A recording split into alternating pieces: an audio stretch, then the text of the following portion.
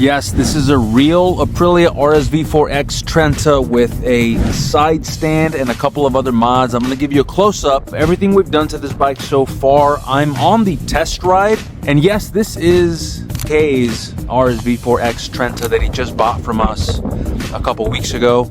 I'll give you a close-up of what failed. If you've seen his video, there was a little part that failed on the shifter, and I'll show you how we fixed that, and a couple of other modifications. And of course, I'm going to let you hear this beautiful limited edition RSV4 XTrenta. Let's get right over to the other side. So good news to other XTrenta owners. There's only 100 of you in the world, but if you want to add a kickstand, you can without modifying the belly pan, but it's going to force you to move. This arm here is normally facing down for GP shift. You got to move it up to clear that kickstand, and you'll have to make it GP shift with the rear set. In this case, we kept the original Spider rear set, but we added this Woodcraft reverse shift adapter. Pretty common. If you're an Aprilia owner, track day guy, you probably have seen an adapter like that before.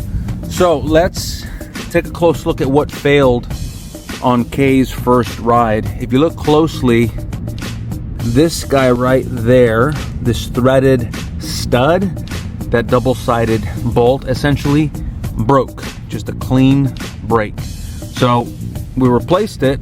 I'm sorry to say this, but I've seen that happen before on Spider rear sets. I love Spider rear sets because of how firm they are, and they're just really clean and efficient. But I've only seen it one other time, and that exact same part snapped clean off. Super easy fix, but if that happens, you're not going to be riding the motorcycle much after that. What else have we done? We added a cooling fan to the radiator. We only have one fan in there. I recommend two. I don't know if it's possible to add a second one. Maybe we will in the future. But it comes with this thermostat. We currently set it to turn on at 150 degrees, but it measures the radiator temperature, not the engine temp. So when this says 150, the engine temp is going to be about 190.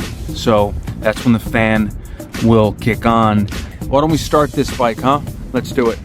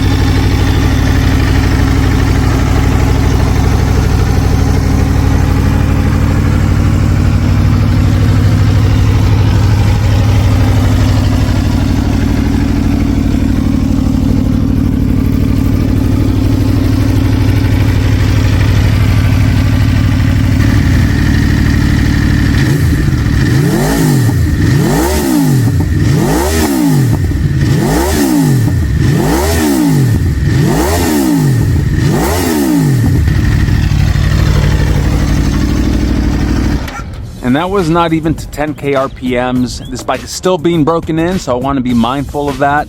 Guys, this bike is absolutely amazing. If you like this kind of content, please like and subscribe. Comment any questions you might have.